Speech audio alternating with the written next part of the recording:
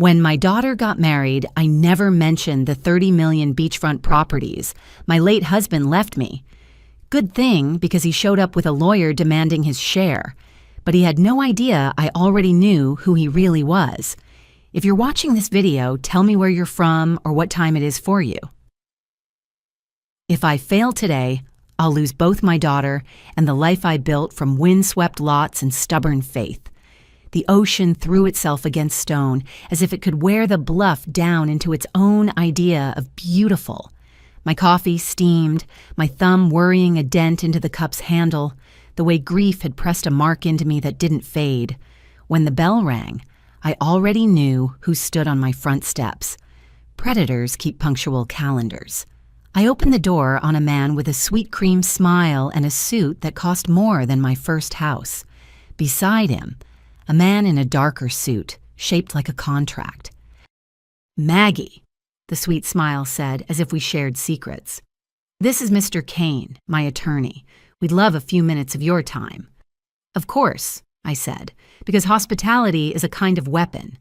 I led them to the living room, soaked in morning light and the smell of salt and lemon oil, poured coffee into porcelain Tom and I only used for weddings and arguments, and waited. "As Claire's husband," the smile began, "I'm entitled to understand our family's financial picture." "Cole," I said softly, "California doesn't make my properties your community chest. Tom left them to me." I smiled like I was sorry. I wasn't. The darker suit unsnapped a briefcase with a small, expensive sigh. "A family trust, Mrs. Maggie. You retain control, but we ensure smooth succession for Claire and Cole. It's prudent." He slid the pages across the oak table, vellum whispering like a snake through dry grass. I read the clauses with a widow's patience and a developer's memory. Buried in the middle, a transfer mechanism if I became temporarily incapacitated. Power of attorney slipped into their pocket like a hand into velvet. "This is thorough," I said, tapping the clause once, twice like a metronome. "I'll want a complete financial disclosure from both of you. Assets, debts, income for the past 5 years. If we're partners, transparency should be easy." Cole's smile tightened a millimeter, the only honest change on his face. "That seems invasive," he said, still honeyed. "My personal finances aren't relevant to your—" "They're completely relevant," I said, too pleasantly. "I won't put $30 million of coastal property into a vehicle managed by a stranger with unknown habits." A gull laughed in the pause. He couldn't produce a clean past because it didn't exist. Not under this name, not under the others. I'd paid to know that. Hospitality lets you pour coffee while you keep the spiderweb invisible. "We should table this," he said at last, looking for the exit and a way to make the retreat feel like generosity. "It's a big decision." "Oh, I'm energized," I said, and meant it. "It's been a while since anyone took an interest in my affairs. I'll have my attorney send over preliminary questions. Nothing invasive, just standard due diligence." When they left, civil, empty-handed, I let the quiet settle, then took my phone to the deck where the breeze scrubbed the air clean. "Nick," I said when he answered. "They took the bait." "Good," he said. Nick Rizzo never wasted words. "If your guy is who we think, he'll run. Can Claire handle that?" "She'll be heartbroken," I said, watching a fishing boat cut a clean line through the blue, purposeful, unseduced by glitter. Better heartbroken than dead. Kinetic beats have a way of announcing themselves.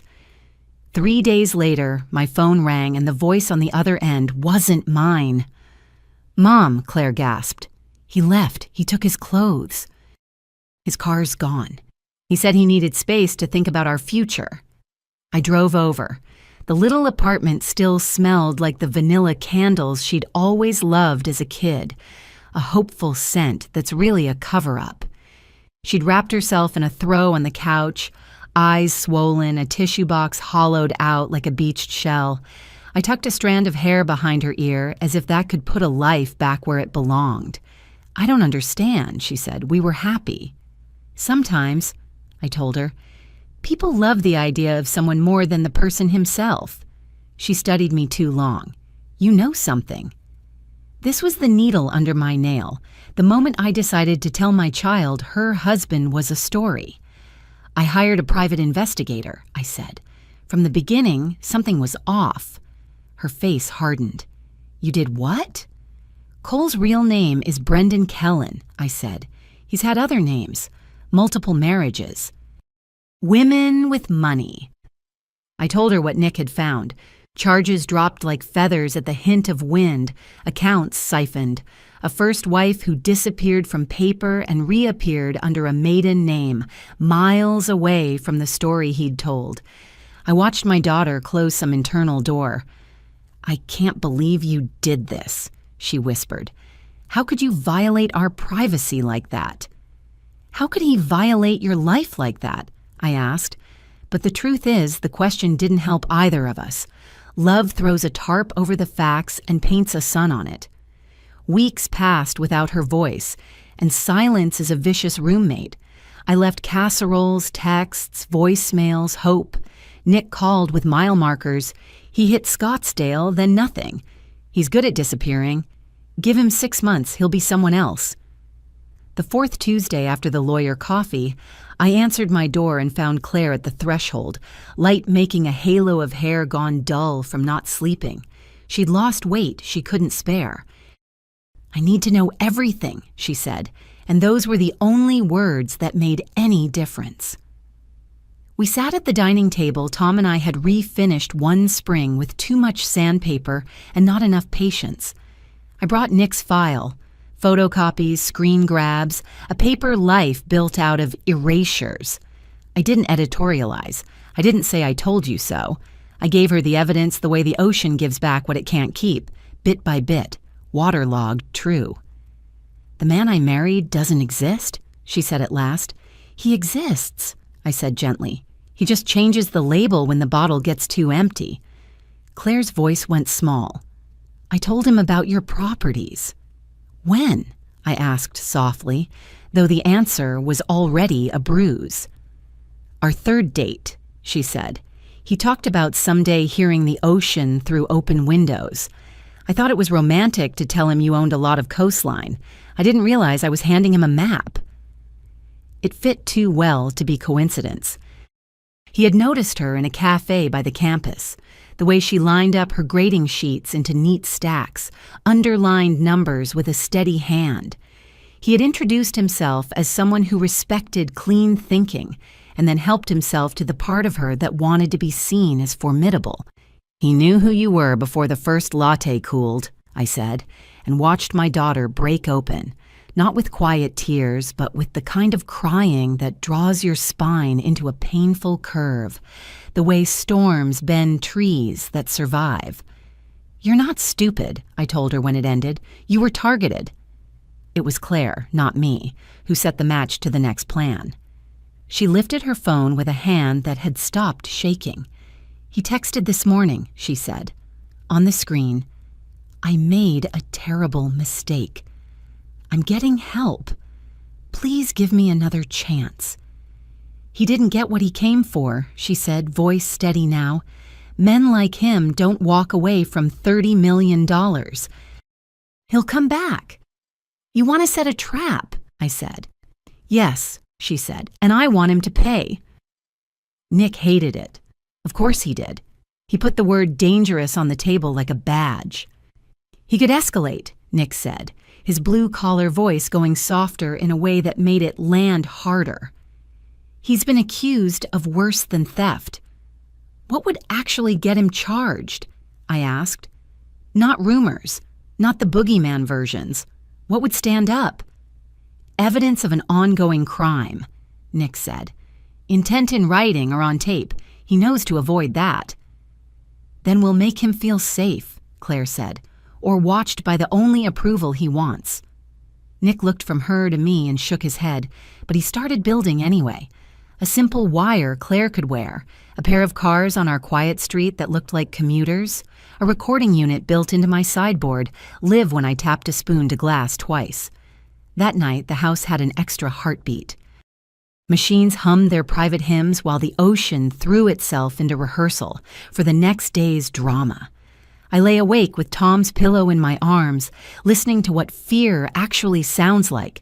Not a scream, not a growl. A metronome. Tick. The doorbell again. Tick. The portfolio sliding across wood. Tick. My daughter's face, if we failed. "Do you remember the Phoenix strip mall?" Claire asked suddenly from the doorway.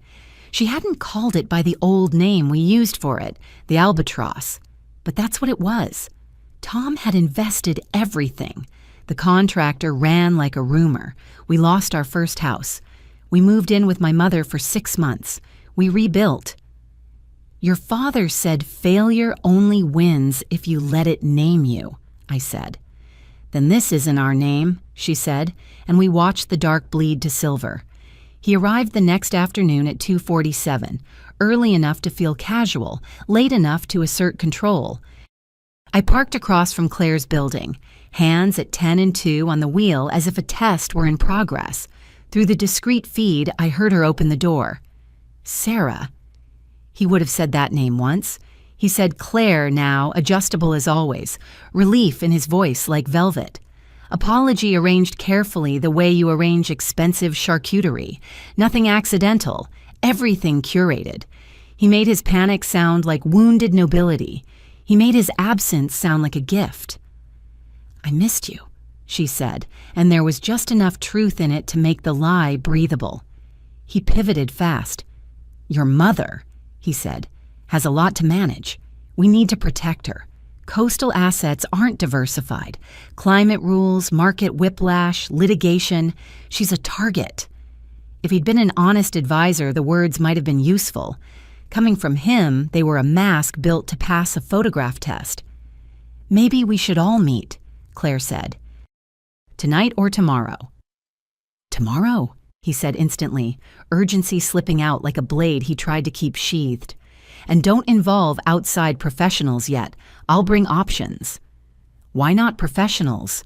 Claire asked, tilting her head so the wire could drink his voice clean.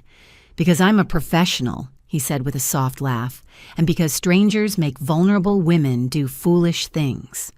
I gripped the wheel and swallowed my reply. Vulnerable women built the ground he walked on. He left Claire's apartment with the performance notes memorized and the beats nailed, and I drove home along the cliff road with sea spray tattooing the glass. A pink notice from the county sat clipped to my mailbox when I pulled in. Erosion mitigation updates for blufftop owners, a deadline with a penalty attached. Even my land breathed consequences. I set the notice on the sideboard under the recorder, a tangible reminder that money doesn't just sit. It leaks, shifts, demands. That evening, I set a wedge of goat cheese on the tray and a small bowl of olives softened in citrus, made the house smell like warmth. He arrived with roses. Of course he did. Charm is inventory. You deploy it like capital. "Maggie," he said, arms spreading as if he were the one returning home. "I owe you an apology." "No need," I said, offering my cheek as if forgiveness were a canapé. "I can be protective." We sat, we performed. The recorder was a silent witness while he opened a leather portfolio and unfurled a vision. Family limited partnership, corporate veil, tax strategy, diversification. It was sophisticated, seductive, almost convincing. The way a counterfeit bill can feel crisp and right until you run your fingers over the wrong portrait. "What percentages?" I asked. "You at 60, he said smoothly. "Claire at 35.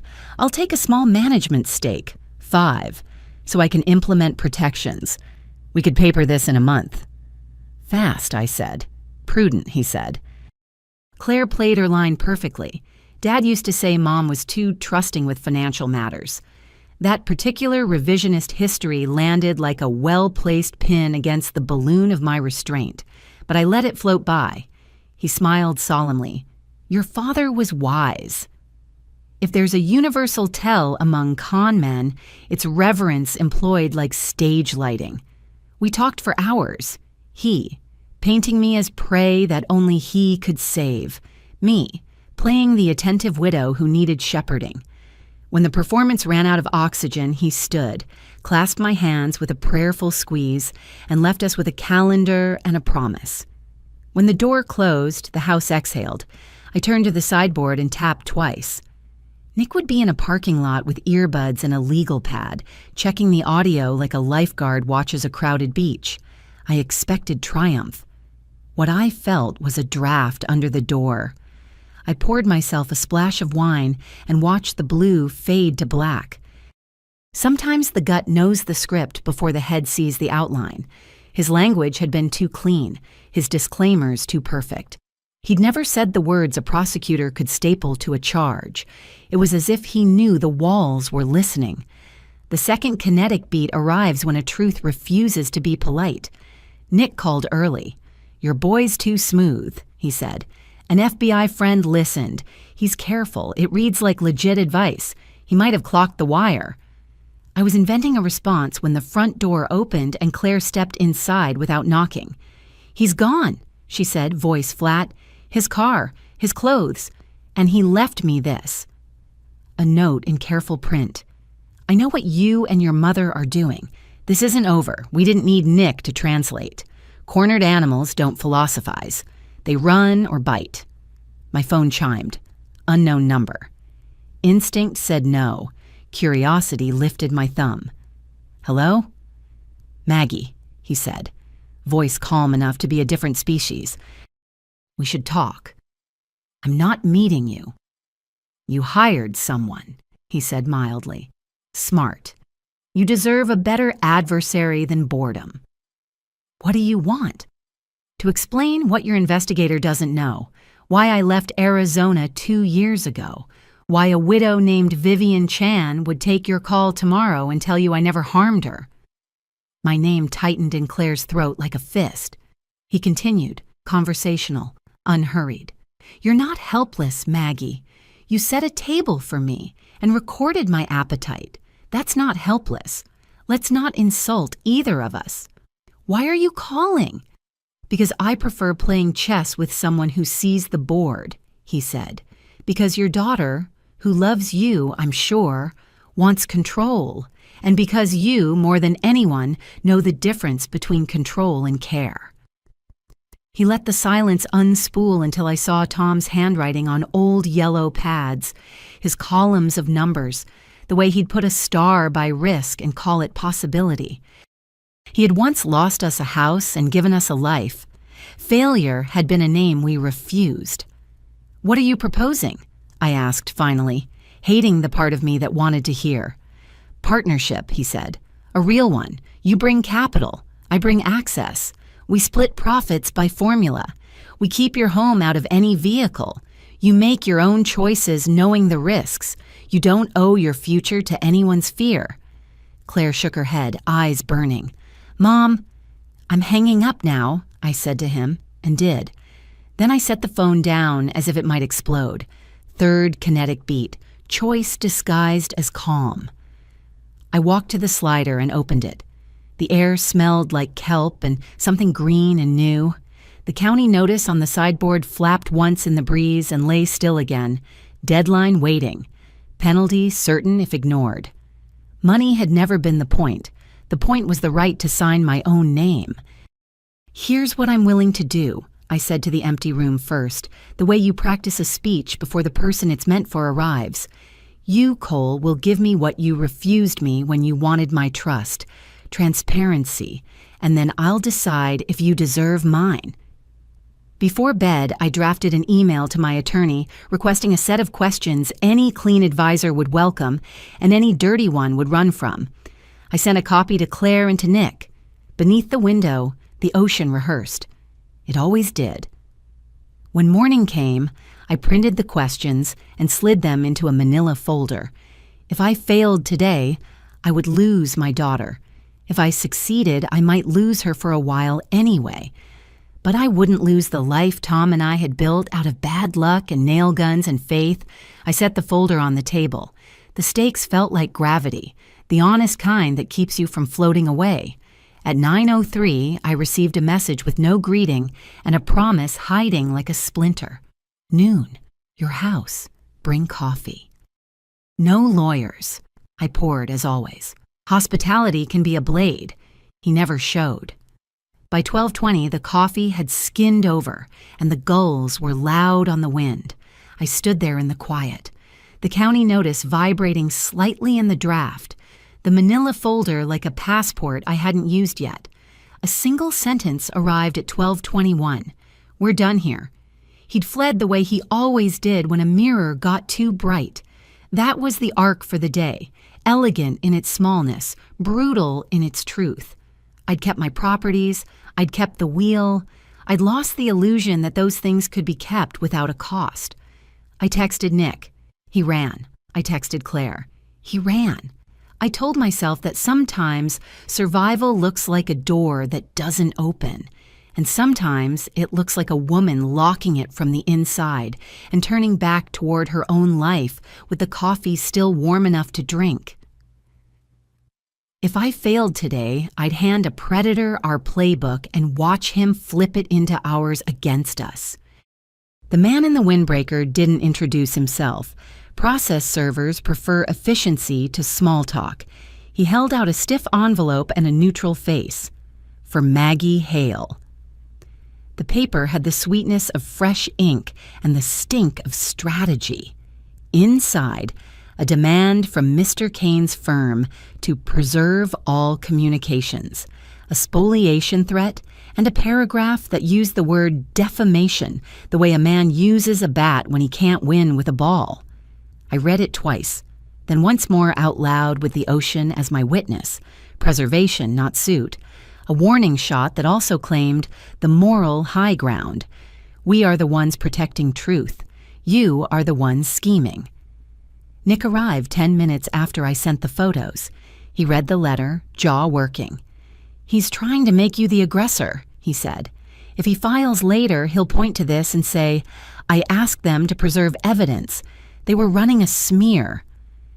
And he ran first, I said. Running and resetting aren't the same thing, Nick said.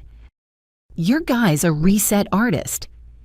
We met in a diner that had the reassurance of cracked vinyl and coffee you could stand a spoon up in.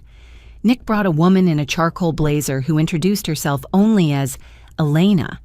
She had the calm of someone who'd had doors opened for her by people in a hurry to confess. Nick says you're practical, she said to me, that you understand we don't put people in handcuffs because they smell wrong.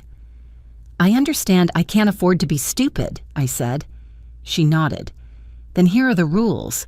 We don't use your living room recording. He was careful and the context favors him. What we can do is supervise calls.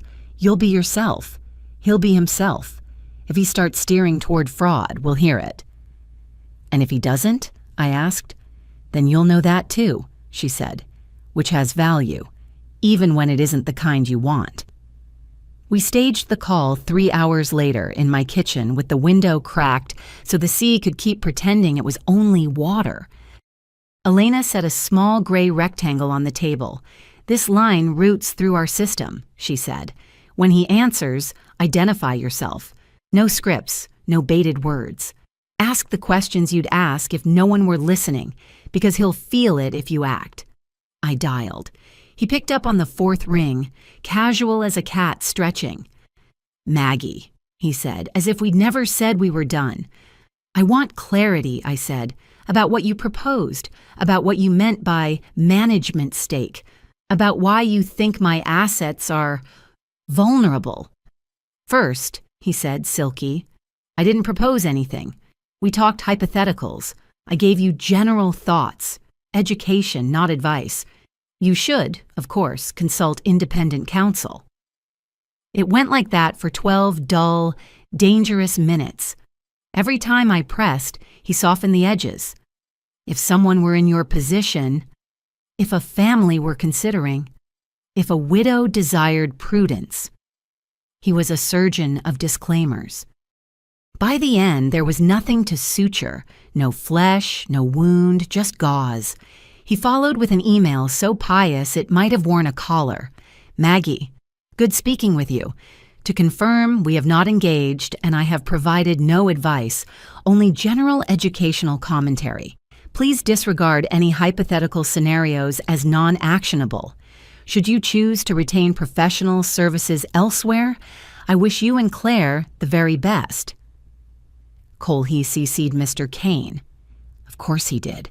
He'd turned our call into a certificate of innocence. Clean, Elena said, reading over my shoulder. Annoyingly so. He knew, Nick muttered. He smelled the root. I didn't sleep that night. The wind worried the eaves. The sea rehearsed its forever.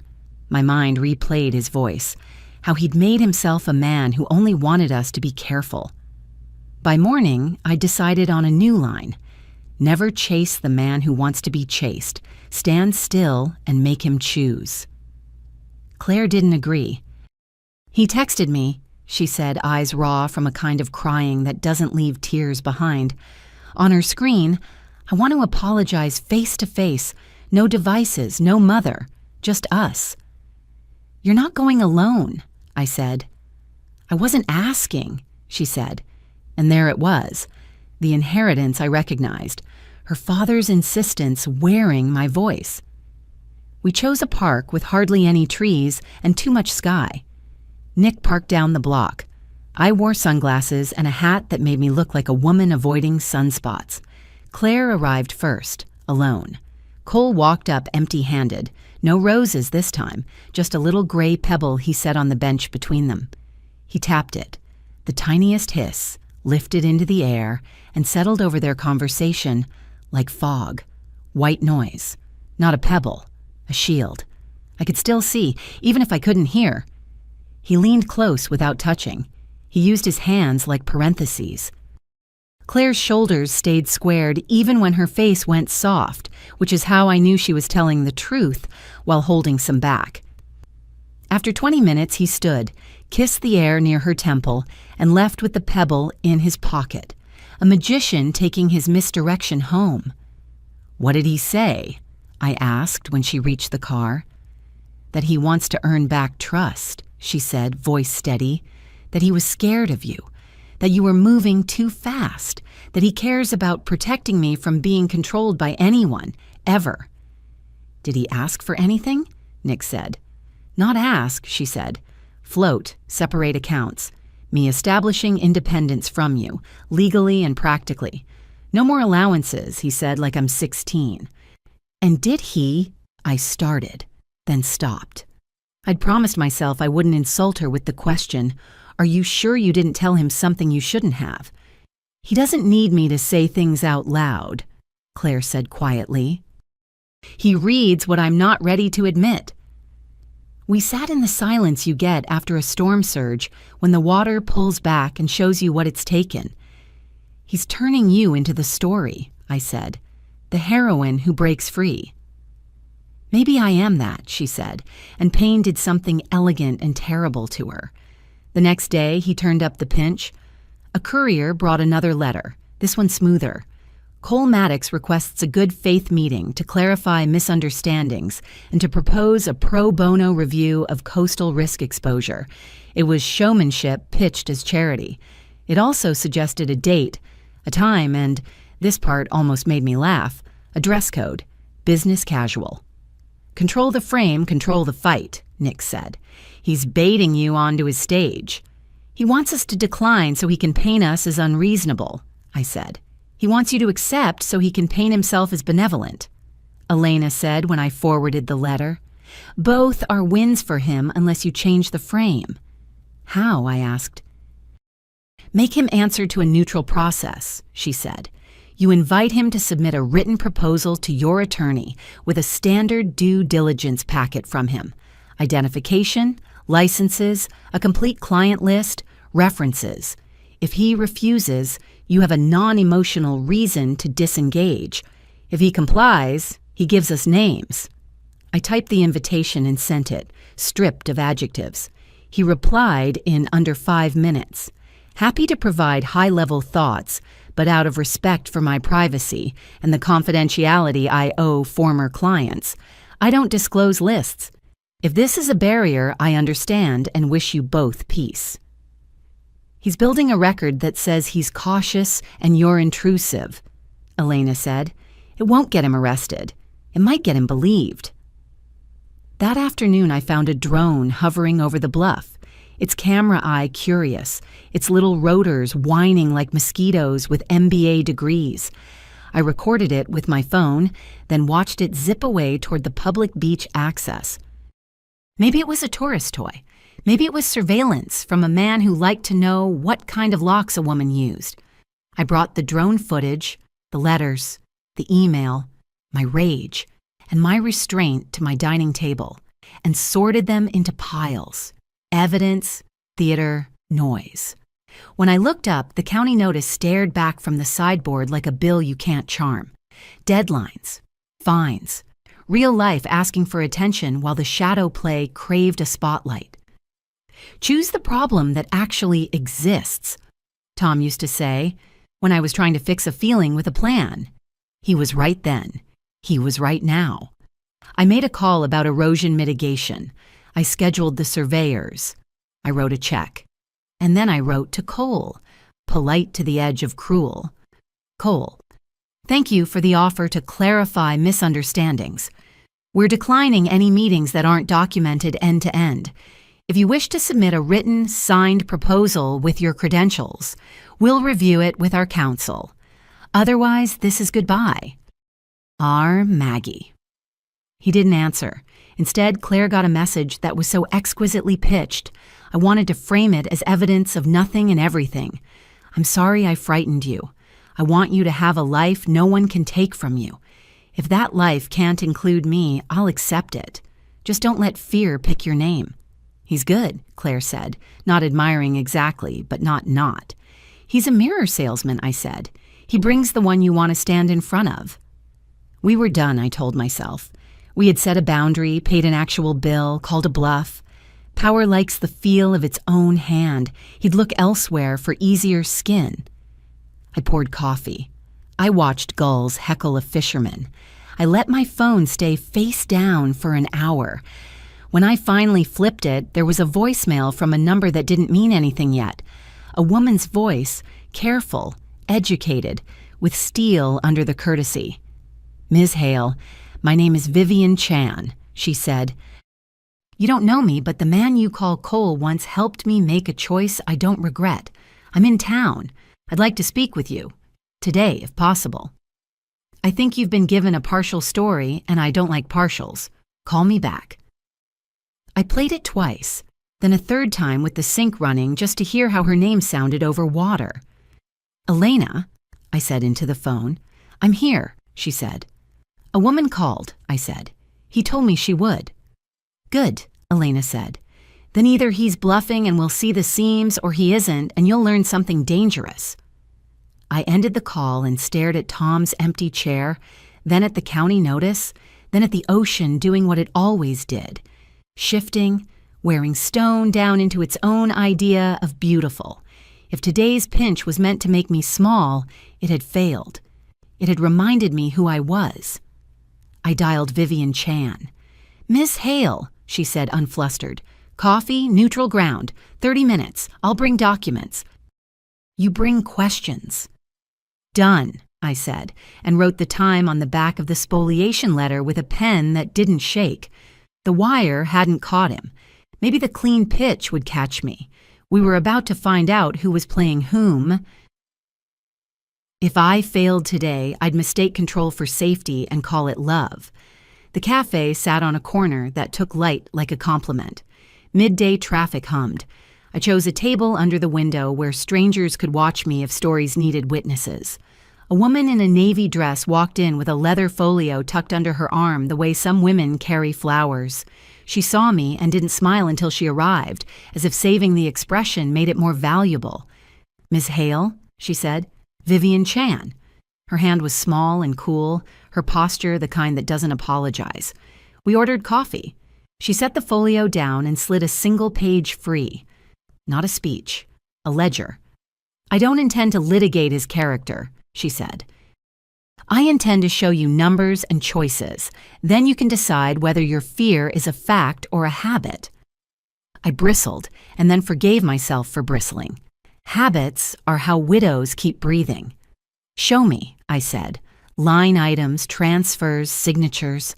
5 years ago, she'd been tied to a business partner who thought money was a spotlight and burned through both. She hired Cole, different name then, she admitted, to unwind a mess before it set. He insisted on guardrails, no commingling, explicit consent at each step, a tiny management stake in exchange for weekends of grunt work, and a Rolodex full of people who answered his calls. He didn't groom me with flattery, she said. He bored me with disclaimers. He also introduced me to opportunities I was too scared to take. I took them. And the cost? I asked. She didn't blink. He got paid. I got free. Her mouth tilted, not up or down. Freedom isn't cheap. She handed me emails. They read like a man who knew microphones existed even when they didn't. Careful, precise, infuriatingly clean. Attached, proof of gains on a project I would have called reckless and she called necessary. You realize he also vanishes, I said. New names, new towns. Because he's a criminal? She asked. Because he's a man who leaves before the rent comes due, I said. She considered. Sometimes disappearing is survival. Sometimes it's theater. You want me to tell you which he is. I won't. I'll tell you what I did. She leaned in. I let him move money I could not afford to lose. I read every word. I made him explain the words I didn't understand. I decided. Later, he suggested something else. I declined. He did not punish me for it. He took his percentage and left. I am wealthier now, by money and by knowledge. That is my result. He also told me to call you, I said. Of course, she said. He's curating his narrative. So am I. So will you. I watched her sip coffee with the calm of a woman who has paid and knows it. If he were what you fear, she said, he'd try to isolate your daughter from you. If he were what I know, he'd try to isolate your daughter from needing you. Both can feel like the same thing. The line rang true and wrong at the same time, like a chord with a sour note nestled in the middle. He asked her to separate finances, I said, to be independent from me. You think that's a favor? I think independence is a skill, she said. Men can weaponize it or honor it. So can mothers. I didn't flinch, but something in me did a small private dance. You're saying I'm the problem. I'm saying the problem is bigger than a man, she said gently, and that your solution can't be smaller than a choice. She slid another sheet across the table, a letter she'd written to herself before wiring funds. I understand I may lose everything and I choose this anyway. She had signed it, dated it. Witnessed her own nerve. I reached for Tom without meaning to. Not his hand, he'd been gone too long, but the space where his laugh lived. He'd once written words like that in pencil on the back of a grocery receipt before we drove to sign papers on a lot no bank thought we could afford. We lost and we won and called the sum a life. Why meet me? I asked. Why take my side of the story and complicate it? Because good men and bad men both get too much credit, she said. We make choices. They profit or they don't, but they're ours. She considered me for a breath. And because a woman saved me once by telling me the truth when it would have been easier to hand me a villain. I thought of Claire on my couch with a blanket-like armor and eyes that couldn't imagine a future without a specific man in it.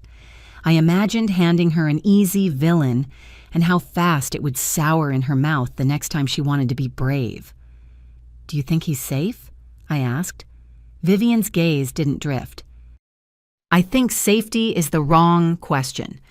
Ask whether the terms are safe. Ask whether you can live with them if love leaves the room. Then do not ask permission. Permission, my least favorite word disguised as care, wielded like a hug that doesn't let go. A shadow crossed the table. Mom? Claire stood there, eyes red from the kind of crying that empties, but doesn't cleanse. She looked at Vivian and me, the folio, the neat coffee cups. She looked at me as if I'd gone rogue. "This is Vivian," I said, rising. "She worked with him. She asked to meet." Claire took the chair beside me but angled her body toward Vivian. "Did he hurt you?" she asked. "No pleasantries, just the heart." "No," Vivian said.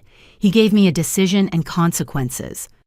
She told a version of what she'd told me, shorter, sparing none of the words that would make Claire hate her less. "What if I choose wrong?" Claire asked, the sentence a confession and a dare. "Then you live," Vivian said, "and choose again." Claire's chin trembled once, then went still. "He said he loves me," she whispered, as if love were a deed that could be recorded. "He loves himself first," Vivian said without malice, "but he's capable of loving what is capable beside him." "And if I'm not capable?" Claire said. "You are," Vivian said, not a kindness, a verdict. We sat inside the triangle of our chairs while footsteps and steam and milk foamed around us like weather. I could feel the moment arriving, the kind that splits a life into before and after without the courtesy of a drum roll. I turned to my daughter. "I can keep chasing him," I said, "and maybe one day I pin him to a wall with a name a judge will use. Or I can stop chasing and do the thing I haven't since your father died." "What's that?" she asked. "Choose without rehearsing loss first." We walked out together. Sun hit the sidewalk like applause. In the car, Claire buckled and unbuckled her seatbelt as if practicing escape. "What does choosing look like?" she asked. "Selling the dirt that owns me," I said, and surprised myself with the ease of it. Not the bluff top, not our home. The inland parcels I keep telling myself I'll develop when time sprinkles more of itself into my days. "You'd sell now?" she said. "In this market?" "I'd sell because I'm tired of the word later acting like a life plan," I said. "Take the capital while it's still mine to move. Then I do something I'm not allowed to unless I sign my own permission slip." "Like what?" I saw it as I said it. A place I'd never been and already knew in my bones. White buildings against water, tile bright as candy, the language of yes and shoulders and late dinners. "I go abroad," I said. "I buy something broken that wants to be beautiful. I make it stand." "Without him," she said, testing the shape. "Especially without him," I said, and felt the spine of the decision click into place. We told Nick at my dining table because that's where our battles had been planned and paid for. He listened like a man trying to brace while keeping the lighthouse in view. "You want to liquidate some holdings," he said, counting with his thumb against his fingers like a prayer bead. "Convert to cash and invest outside the jurisdiction where your boy plays. That's not stupid. It's also not small." "Thank you," I said. He looked at Claire. "And you?" "I'm not leaving with Mom," she said. "I'm staying. I'm getting my own place by the water that doesn't have an ocean view and does have a lock only I touch. And I'm telling him that my life isn't an audition for his trust." Nick nodded, relief and worry sharing a chair in his eyes. "We keep the file open," he said. "We keep ears up. You don't meet him alone. You don't send money anywhere without me or Elena looking. And if he shows teeth, literal or legal, you call." "Agreed," I said. "But we stopped making him the sun." That night, I pulled out maps. Not digital, paper, islands, coastlines, names sweet in the mouth. I circled 2 cities and 1 fishing town that had fallen asleep in the 1970s and never quite woken up. I made lists not of reasons to, but of things to learn. Zoning, tide lines, local hands. I also wrote to Cole, not a dare, not a plea. A boundary that respected both of us too much to pretend it was anything else. Cole, no meetings, no pebbles that hiss, no white noise. If you wish to send a written, signed proposal with full disclosure of identity and licenses, my attorney will read it. Otherwise, leave my daughter out of your story. I hope you do the same for your own sake. Maggie. He responded with silence, which is a kind of courtesy. 2 days later, Vivian texted a photo, a line of blue doors along a whitewashed wall, mourning hanging on their hinges like new shirts. Underneath, "You will be fine even if you are not always right." I booked a flight. Long haul, middle of the week, the kind that asks for faith and a neck pillow. I called a broker about the inland parcels and didn't apologize when I said, "Move fast." I met with a young woman who handled short-term rentals for homes with personality and told her I intended to build one with too much of it. At dusk, the surveyors tramped across my bluff and set their rods and muttered to each other, while the sea kept doing the one job it never had to write a proposal for. The county deadline still hung on the sideboard. I paid the fee and scheduled the work. I could be reckless with my future. I would not be stupid with my cliff. Claire came over with cartons of takeout and the news that she'd found a small apartment close enough to hear the wind without paying for the view. We ate on the floor like women making camp. "You're really going," she said. "Yes," I said. "And you're really staying." She put her head on my shoulder, the way she hadn't since she was 12, and furious at a science fair judge who hadn't recognized the genius of her water purification rig. "Mom?" "Yes?" "If I ask him to stop contacting me unless he's ready to be transparent, will you be angry if he never is?" "I'll be proud," I said, "whether he is or isn't." We cleaned up quietly. Two women who had carried the same grief and decided to carry something else alongside it. Before bed, I stood at the slider and let the air move through me like promise. I pictured a street I didn't know yet and my feet on it. I pictured keys. My phone chimed once, a number without a name. "I'm stepping back," his message read, "not because you scared me, because your daughter deserves to choose without performance. If she wants me, she knows where I am. If she doesn't, I'll survive. You will too." It was either grace or strategy. I decided not to decide. Not everything required my verdict. In the morning, I wheeled a small suitcase to the door, the one I'd bought for weekends and never used because weekends had turned into more work. I put a manila folder inside with copies of deeds and a separate envelope of photographs Tom had taken of me on job sites. Hard hat askew, grin too big, a woman who had once believed that risks were simply the price of a beautiful life. "Don't be a stranger," Nick said from the porch, hands in pockets like he was trying not to hug me. "Text me when you land," I promised. I hugged him anyway. He smelled like sawdust and coffee and every man who had ever showed up to lift something heavy without being asked. Claire drove me to the airport and parked illegally and didn't care. We sat with the engine ticking its little goodbye clicks. "If he calls me," she said, "I'm going to tell him I'm busy becoming myself." "Good," I said. "So am I." She cried, but not the brittle kind, the clean kind, like rain after dust. We held hands until the meter maid tapped the glass and made a face that wasn't unkind. I took my suitcase. I walked toward a line of people with their own maps folded in their chests. At the gate, an older woman with a scarf tied with the confidence of long practice looked at me over her book. "First time?" she asked. "Not even close," I said, and smiled so wide my face remembered itself. On the glass beyond her shoulder, the plane's nose pointed toward a horizon I had not yet tamed. Midpoint isn't the top of a mountain. It's the moment the climb stops being about the view you left and starts being about the air you're willing to breathe. I stepped into the tunnel.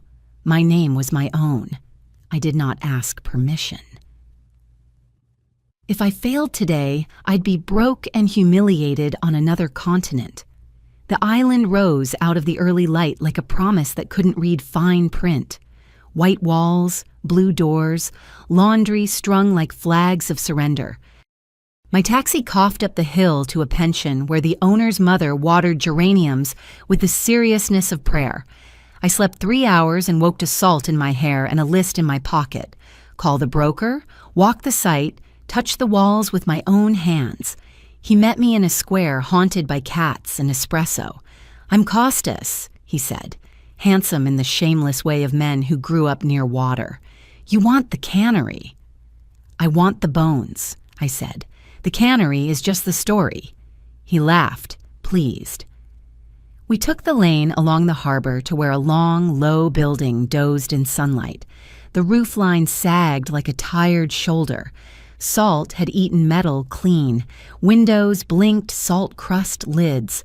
Inside, the concrete floor was a griddle of heat and old oil. I pressed my palm to a column and felt it hum with wind. It is ugly now, Costas said cheerfully, but the view is a thief. He swept a hand at the water, glittering like it was pleased with itself. We walked the perimeter while he named the ghosts, workers, sardines, a fire in '79.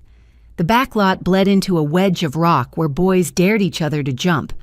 I pictured a courtyard paved in stone, upstairs rooms with doors the color of sky, a bar that didn't try too hard. It fitted itself around my ribs like scaffolding. What's the chain of title? I asked. Grandfather to father to 2 brothers, he said. Paper is... How do you say... He rotated his hand, searching for the word. Messy, I offered. Romantic, he said, and grinned. But we have a notary who loves paper too much to be lazy. We met the brothers in a cafe that had stopped updating its furniture around the time of the fire. One had the posture of a man born annoyed. The other kept smoothing a fold in the tablecloth as if life wrinkled on purpose. We took coffee and olives and negotiated in daylight. You want option, annoyed brother said. You give deposit, 3 months to close.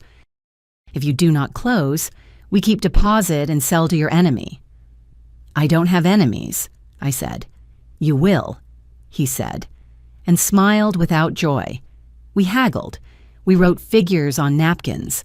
I insisted on a pre-contract with penalties that hurt them more than they hurt me if they entertained other buyers. We argued over meters as if the sea could be cut to shape. By sunset, my pen had run out of ink, and the older brother's hand had stopped smoothing the cloth. We shook, a sum I could afford, barely, if I sold inland dirt at speed. The notary's office was a room with books that smelled older than the language they were written in. She wore her hair in a knot a paintbrush could live in. Names, she said, tapping the lined register. Passport, father's name, mother's name, always the mother's. She read our draft as if it were a poem that might betray her. You understand, she said to me, that these walls are not polite. They will ask for money twice. First to stand, then to continue standing. I've loved impolite walls before, I said. We agreed to sign the pre-contract the next day at noon. The deposit would move that night. The bank details sat on crisp paper, like coordinates to treasure or disaster. I walked down to the water with the folder under my arm and let wind lick the sweat off my neck. I texted Claire a photo of a blue door that needed me. She sent back a single word, go. At 10 that night, my phone began to bloom with messages. Costas. Rumor, government announces new foreign buyer tax at midnight, 20%. The notary.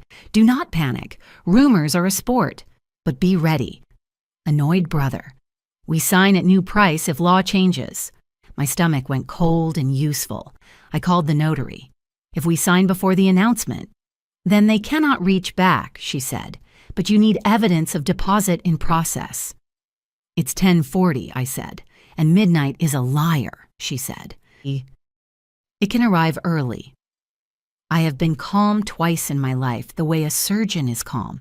Once when Tom called from the site and said there'd been a collapse, and he was fine, but the numbers weren't. And now. I opened my laptop on the pension's little desk with its doily and a note about not eating in the room. I called my bank. The hold music was American and falsely cheerful. International wire, the agent said. Amount, I told her. She whistled softly, then apologized for whistling. We'll need to verify a few things. Verify quickly, I said. There's a clock eating my options. We did the dance. Security questions, a callback to a number on file, an email code that took too long to arrive, a second agent who needed to read a script about fraud. We advise you against sending funds to individuals you have not met, she said. I have met them, I said. One of them is annoyed in a way I respect. Release the wire. We see attempted access from a new device, she said. See? We flagged your account. What? I asked, hand suddenly arctic. Earlier today, she said. An IP in your home region. We blocked it.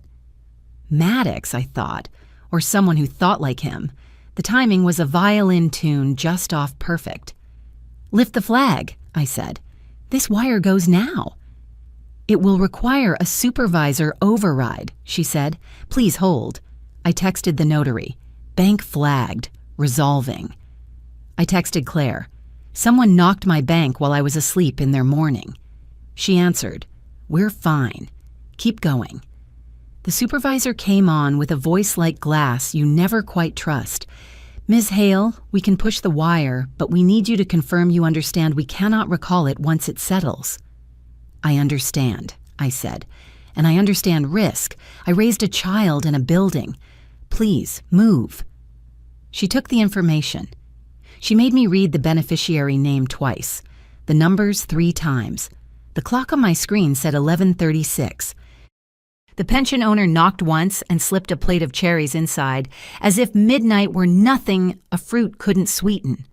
We're transmitting, the supervisor said. You'll receive a confirmation email. Funds are subject to the universe, I said. I know. I stared at the inbox until the subject line appeared like a life ring. Wire confirmation. I forwarded it to the notary with a word I rarely used. Now, to the brothers. Proof attached. To Costas. Breathe. I didn't. Not until the notary wrote back, stamped and filed. They cannot move the posts after play. It was 12:08. The island did not celebrate. It kept being itself. Somewhere in a capital I couldn't see, men argued about foreign money and local anger. On my hill, the geranium slept and the cats practiced indifference. I slept 2 hours and woke to a message from Costas in all caps he probably thought I wouldn't notice. Law announced. Tax on purchase tomorrow. We are in today. Then another. The brothers are... How do you say... He sent a photo of annoyed brother with a smile that had not practiced. Happy. We signed at noon in a room that smelled like lemon and ink. The notary read each clause aloud in a voice that could make a storm sit still. The brothers signed like men expecting the sky to crack. I signed like a woman who had chosen and would pay and still want more. When we finished, a boy ran in with a paper that had my notary's name on it and the word urgent. She read it, lifted one eyebrow, and passed it to me. The currency had slipped overnight. The deposit I'd sent would be worth less by afternoon. The brothers could demand a top-up. The law, clever as weather, allowed it. Pinch, she said mildly, as if teaching me vocabulary. Their leverage is very good for 1 hour. Annoyed brother did a little math on his palm and frowned as if numbers had gone unfaithful. We need more, he said, and named a sum that made the room tilt. I thought of calling Vivian. I thought of calling Nick. Of calling anyone and asking permission not to be reckless. I thought of Tom with a pencil behind his ear, star by risk, grin like a dare. No, I said. The notary didn't blink. The brothers did. You will take a haircut on the deposit if you walk, I said calmly, and then you will try to sell to someone who will read the new law and count your panic into their price. Or you will close with me at the number we signed, because the pre-contract says what it says, and because I moved when you were sleeping. Annoyed brother opened his mouth to argue. The other set his hand on his arm without looking at him. We close, he said, and there was relief so raw on his face it made me like him. Good, I said, and reached for the pen again as if certainty were a muscle you could flex. The notary's mouth did the smallest, most private smile. By sunset, the pre-contract was registered, the deposit acknowledged, and a date set at a courthouse that had to be glimpsed around seagulls. I walked back along the harbor with the folder under my arm and the kind of exhaustion that tastes clean. On the pension steps, the owner's mother handed me a sliver of almond cake and muttered blessings at my shoes. For luck, Kustas translated, arriving with 2 beers held by their throats. She thinks you are stubborn in a good way. I am, I said, and took the bottle. My phone buzzed. A number I didn't know, a place name I did. The message was a single line. Heard you jumped. Be careful who wants to catch you. It could have been many men. I let it be none. I put the phone face down and watched a boy on the rock wedge count to 3 and leap into light. That night the wind came hard. It rattled shutters, set bottle chimes to scolding. I lay awake and listened for regret and found only fear's smaller cousin, the awareness that I had made myself visible to chance. If the currency slid again, I would bleed. If the brothers spooked, I would litigate in a tongue that wasn't mine. If the law turned capricious, I would pay tuition to a school no one admits they want to attend. Near 2 a.m., a second message arrived, this one from Claire, a photo of keys in her palm.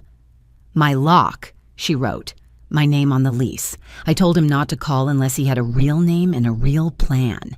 He said he'll be in touch when he's worthy. I said that's not how worth works. I laughed into the dark. The wind stopped to listen. Morning came like a jury. The island went to work. I went back to the cannery and watched men take measurements while a woman with a clipboard nodded as if my ideas didn't scare her. I touched the walls again and found them less impolite. We made a list that began with stabilization and ended with a set of blue doors I'd already chosen. Kostas pointed to the rock wedge. We put a ladder there, he said. Rust-proof, not ugly. Not ugly, I agreed. Dinner, he said. We celebrate a little. We celebrate a little, I said, and let the words be enough. When the sun sank, the harbor lit itself like a string of cheap jewels doing their best. I sat at an outdoor table that wobbled and ate fish that tasted like confidence. I sent Nick a photo and a promise to send better paperwork. He replied with a thumbs up and a list of pragmatic questions that felt like a hug. I answered them all. The sea kept its back and forth. The tax would bite later. The currency might chew again. The brothers might wake in a mood. But the wire had moved. The ink had dried.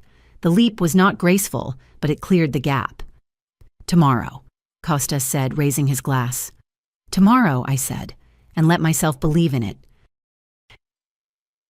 If I failed today, I'd give him reason to destroy us. I landed to fog and the smell of kelp I'd missed in my bones. By noon, I was at my dining table with the blueprints for a life I was finally building for myself, spread like cards. By 1, the phone rang with a sound I've come to recognize as the opposite of luck. Ms. Hale, the escrow officer said, voice careful. We have a cloud on title for your inland sale. 2 items recorded this morning. A notice of pending action referring to a family trust dispute, and a UCC lien naming you as debtor. The creditor is a management company. We can't close with this. I wrote the names down.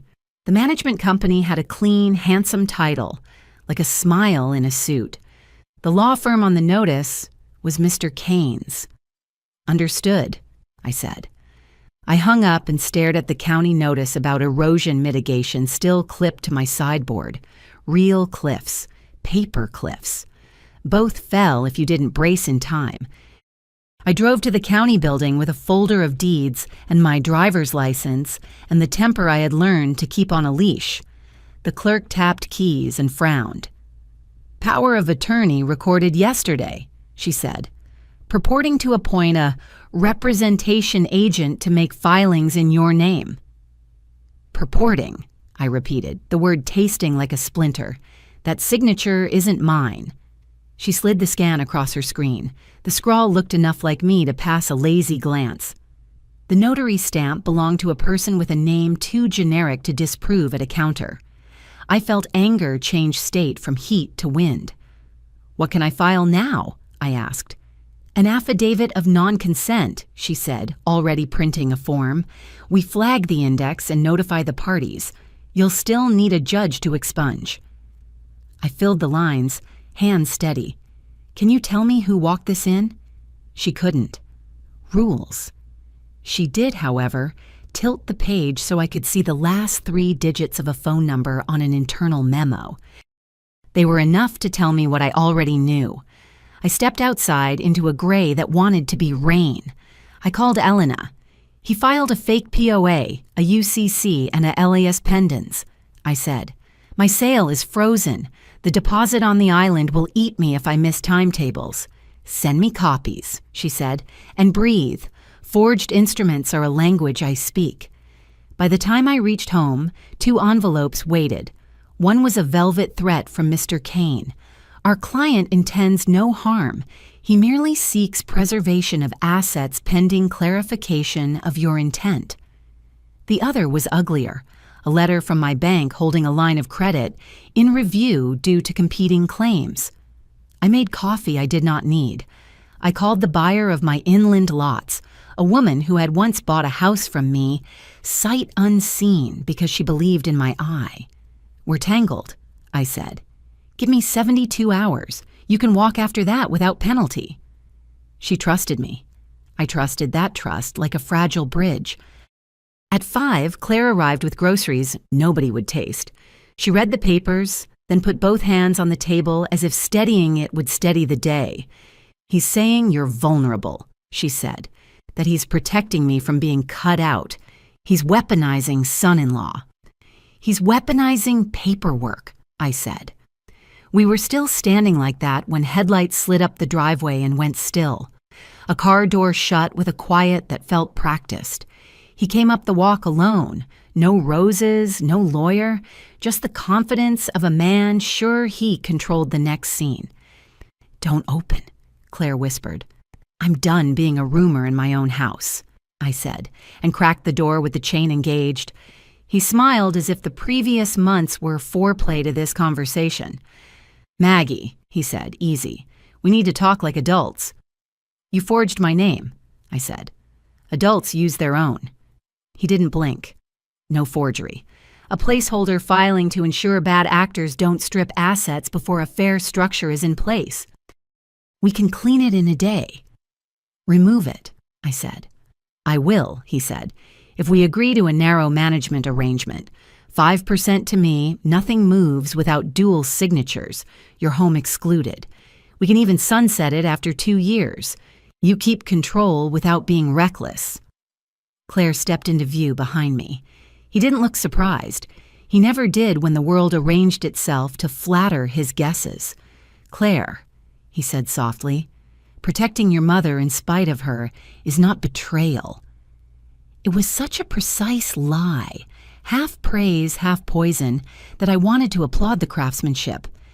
He reached into his folio and took out a single page. Release forms, he said. I file them tonight if you sign.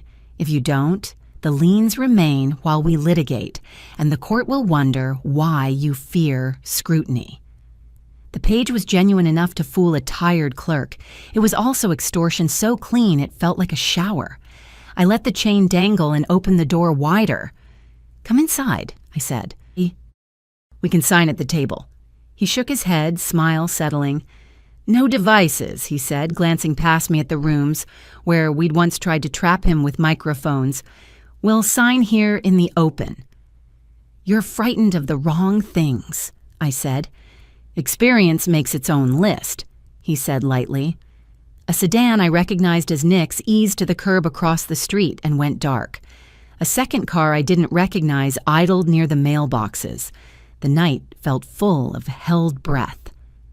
Cole, I said, you filed the trust notice yourself. You caused the freeze. You're offering to unfreeze if I give you a stake. That's not protection. That's a price. It's a proposal, he said. It becomes a price when you accept or decline. That's how grown-ups live. Then tell the grown-up truth, I said. Say the thing out loud. He stepped closer. The porch light made a small sun between us. If you agree to 5%, I'll withdraw everything I filed, he said, voice quiet. Tonight. A tiny cough came from the dark sedan. Not Nick, Elena. The other car's door opened and closed. Footsteps on gravel. Not a rush, not drama, just movement. Miss Hale? A man's voice called from the walk, low, professional. Evening, county investigator. He held up a badge the color of authority. Sir, would you come down from the porch, please? Cole's smile thinned but didn't break. Am I being detained? Right now, the investigator said pleasantly. You're being addressed. Two deputies drifted in behind him like the tide behind a wave. The street, which had been ours a moment ago, now belonged to Process. What is this? Cole said, still in charm. A neighborhood watch with props? The investigator didn't rise to it. We have questions about multiple instruments recorded today using a notarization that doesn't appear to exist, he said. We also have questions about whether you offered to exchange the removal of those instruments for a percentage of Miss Hale's assets. If you're comfortable talking here, we can talk here, or we can go downtown. Downtown is one of those words that wears meanings like suits. He weighed them. The porch had become a frame he no longer controlled. I watched him calculate the distance from charm to outrage and choose a third path, sanctimony. This is harassment, he said, looking past the badges to me. You sick the government on a private citizen making a good faith attempt to prevent elder abuse. I couldn't help myself. I laughed. If I'm an elder, I said, you're the abuse. He looked at Claire then, as if she were the last unburned bridge. I can fix this, he said, and for the first time I heard a chime I'd never noticed. The small bell under his words that rang when he wanted to be believed. Claire opened the door wider so the house could hear her answer. Fix it by leaving us alone, she said. Fix it by undoing what you did without asking for anything in return. He stood there in the split second where a man chooses what kind of dog he is, run, bite, or roll over. He looked at the investigator, at the deputies, at the page in his hand that had gone from leverage to evidence, and at my daughter telling him his story didn't have a seat in our house. Lawyer, he said at last and lifted his phone. Call whoever you like, the investigator said. We'll need that page, though. He held out a gloved hand. Cole hesitated, the longest beat of the evening, and then gave it over with theatrical reluctance. The investigator slipped it into a folder as if putting a moth to sleep.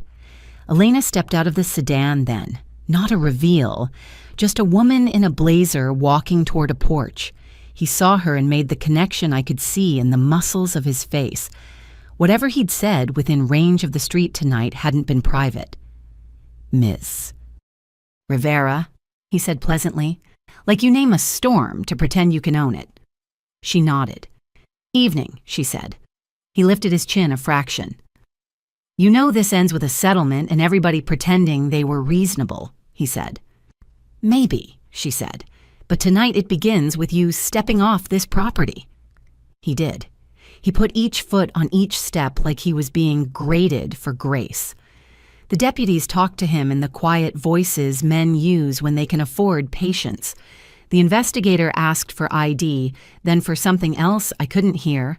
There was no handcuff click, no televised drama, just a man understood for what he was in the one way that had ever mattered to him, officially. He left behind a silence that trembled with adrenaline. Nick came up the path then, hands open.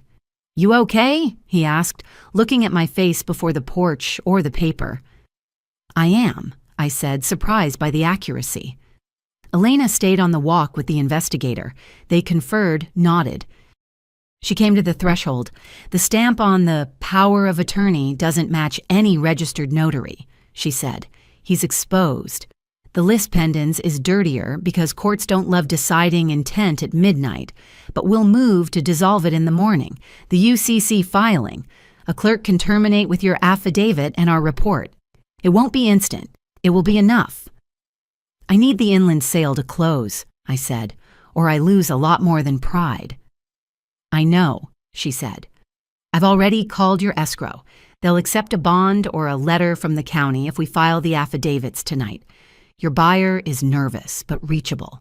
Packets are on the way. Claire sagged against the door frame then, all the rigid bravery gone from her shoulders. I pulled her in. We stood like that with Nick watching the street and Elena handing me pens as if we were in a small, necessary church. We signed the affidavits. We attached the scans. Elena sent them where they needed to go. The investigator took my statement with the professional kindness of a man who knows most truth arrives exhausted. Tomorrow, he said, you'll have paperwork you can wave at any bank that needs reassurance. We'll also be looking at who filed the Ellis pendants and on what basis. He didn't wink.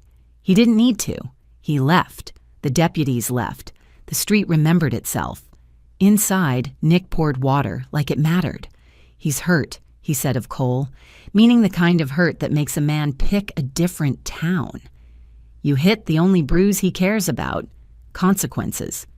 He won't be in a cage long enough to satisfy my sense of poetry, I said. Nick smiled once, sad and right. Poetry isn't the point.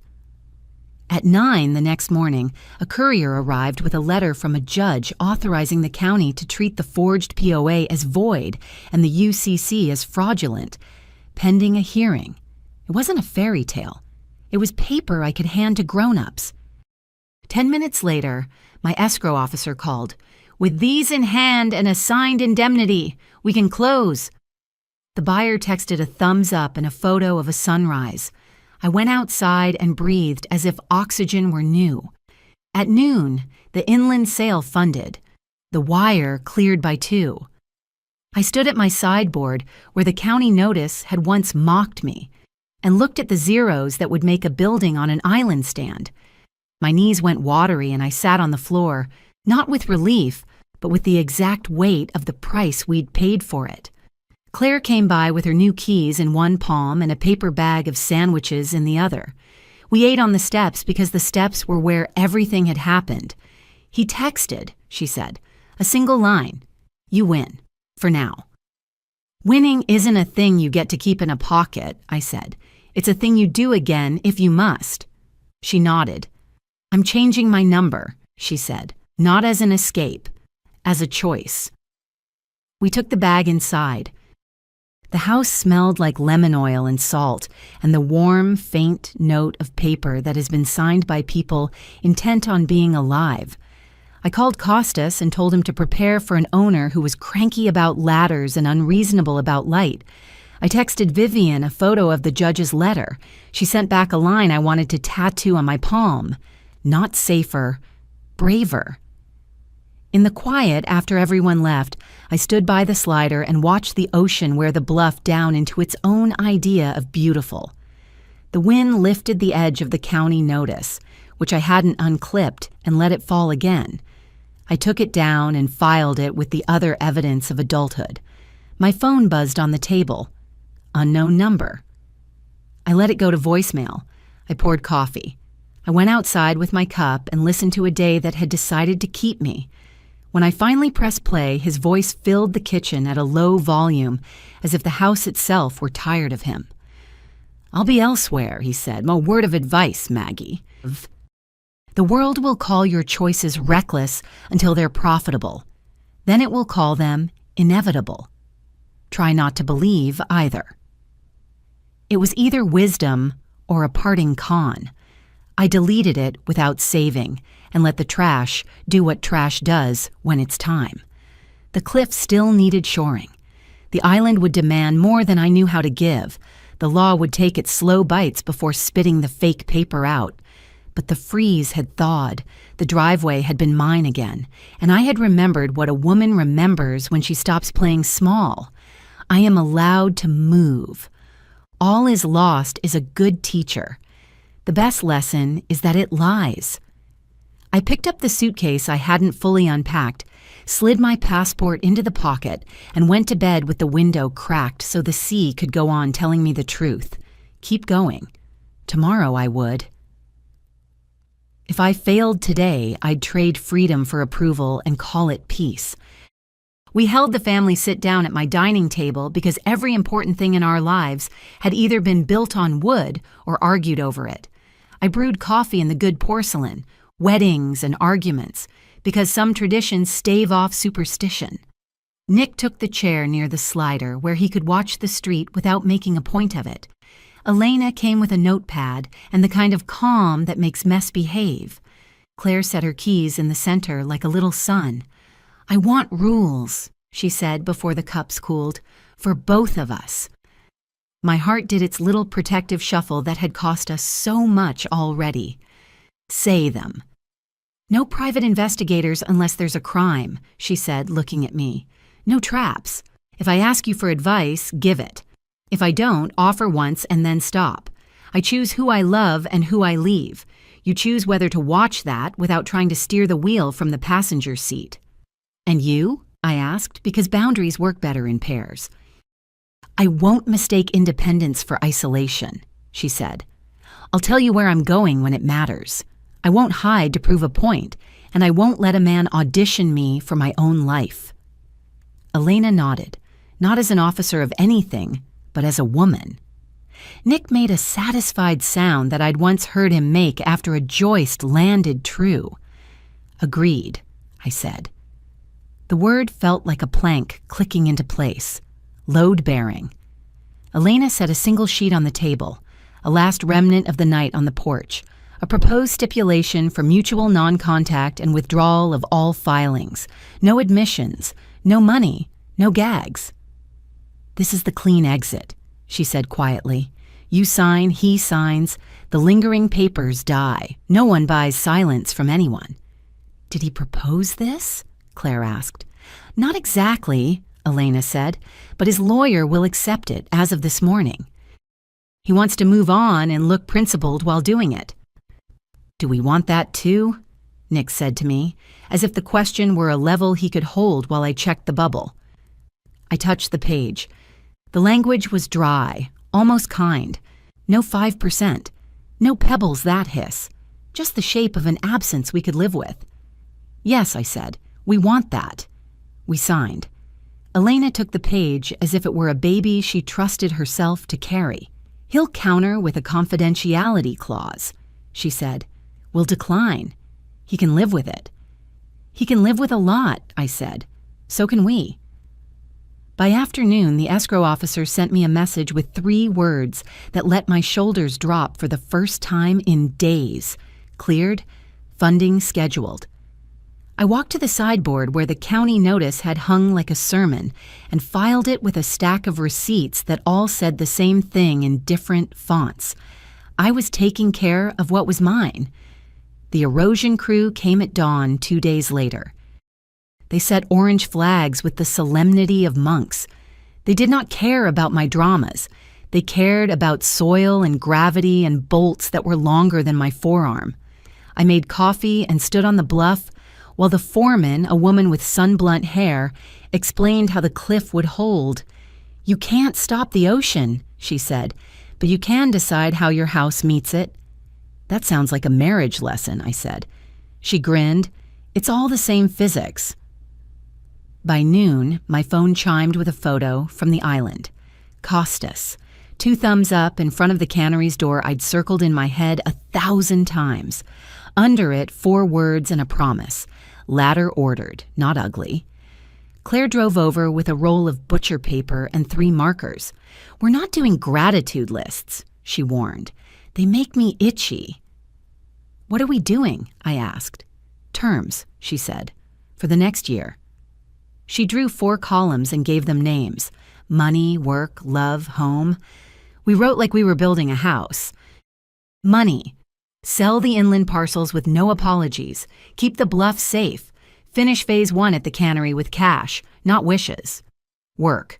I would spend 4 months abroad this year, 2 at a time, and not pretend I could run a renovation from a kitchen counter an ocean away. She would take the promotion she'd been offered and stopped mentioning. She would ask for the compensation a man would ask without rehearsing an apology. Love. I would not date men who were impressed with my square footage. She would not date men who wanted to be impressed by saving her from me. Home. I would keep this one, the way it had kept us. She would keep hers, a place that smelled like new paint and the first clean night of a good choice. We taped the paper to the wall near the slider. The breeze lifted one corner and let it fall again, like a curtain almost tempted to rise. If an earthquake eats this, I said, we'll write another. Deal, she said. The settlement came back with one fussy clause about never labeling anyone a con man. Elena struck it out and sent it back with a sentence I admired for its brevity. We agree not to lie. They signed. The filings dissolved like sugar in hot coffee. I saved nothing of his except the lesson. I kept that. A hotel group wrote to ask whether I wanted to flip the cannery now that the tax had scared a few dreamers to shore. Their number was indecently flattering, the kind men put on napkins and slide across tables with eyebrows. I carried the offer to the ocean and read it out loud to the gulls. I thought of Vivian's ledger and my own, of all the years I'd placed prudence where courage belonged and called it responsibility. I said no, politely, without explanation. I didn't need to be rare to be right. I only needed to be mine.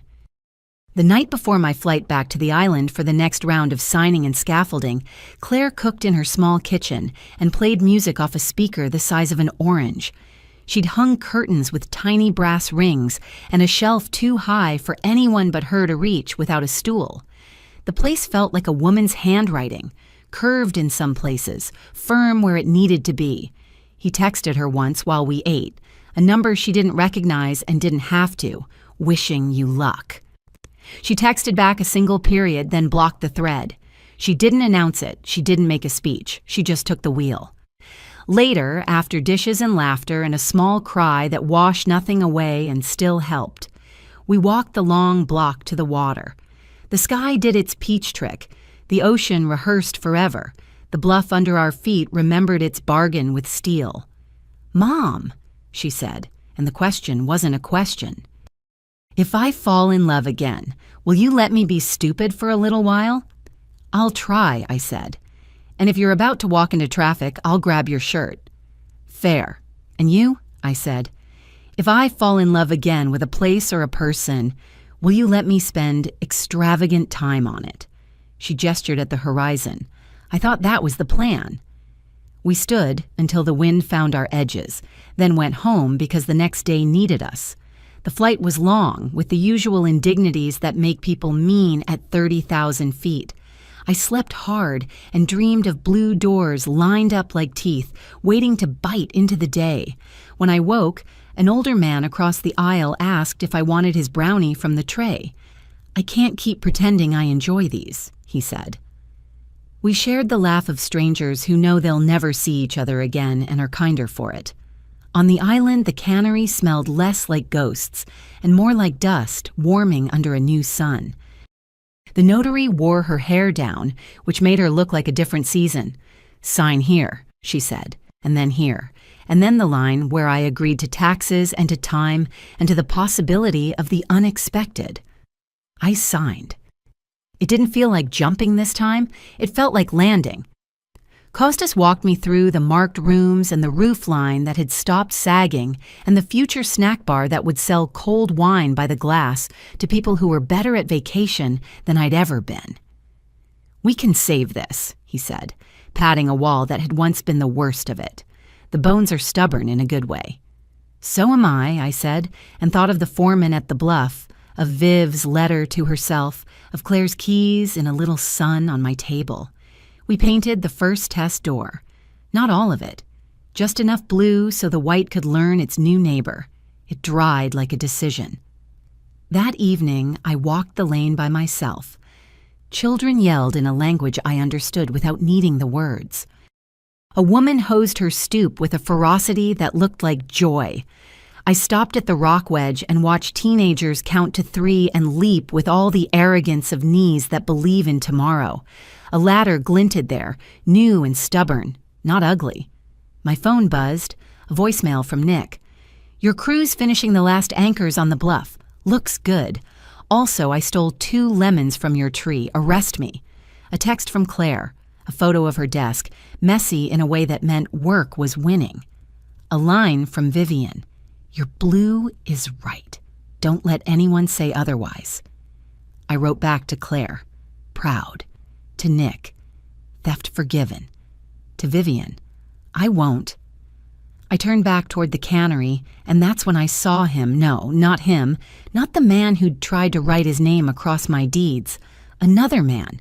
This one with a tool belt and a posture that said he knew how to carry and not how to swagger. He looked up and tipped his chin the way island men do to save syllables. "You're the new owner," he said. "I am." "Congratulations," he said. "Condolences." He grinned. "You know, I do."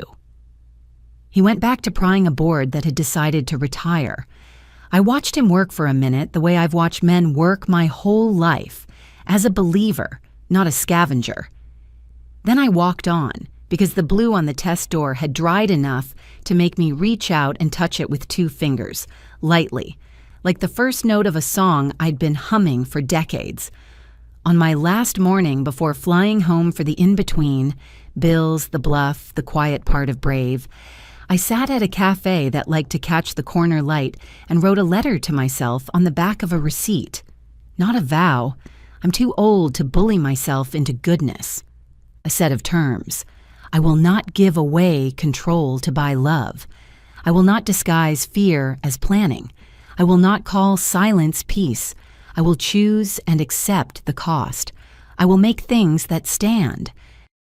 I signed it, dated it, slid it into the folio that had once been a battleground and was now just leather and paper. When I stood, the chair scraped the tile exactly the way it should. Outside, the sea kept doing its job without asking permission. Back home, a week later, Claire and I took the last walk by the water we'd promised ourselves. The crew had packed up. The anchors hid in the bluff like quiet, unshowy love. A small plaque, required by the county but tender in its way, said what we had done and when. We touched it like a prayer. She linked her arm through mine. "You know," she said, "for a while I thought the choice was between being safe and being loved. What do you think now?" "That love is safer when it's chosen," she said, "and safety is love sometimes, when it's chosen too." We reached the corner where the wind always changes its mind. I breathed in the air we had made room for. "Mom," she said. "Yes?" "I'm going to be okay." "I know," I said. "So am I." We stood there as the ocean wore the stone down into its own idea of beautiful, and for once I didn't argue with it. I didn't negotiate. I just watched it work and let it name me what I had always been and had finally decided to be on purpose. Not a widow, not a mark, not a gatekeeper, a builder. When we turned back toward the house, the light on the water followed us up the path like we'd paid our bill and tipped well. Hospitality can be a blade. It can also be a welcome. I opened my own door and walked in. If this story resonated with you, leave a like and consider subscribing. You can also drop any comment below. Even just one word. Maybe tell me where you're watching from or what time it is right now. Sometimes one word is enough to say you were here.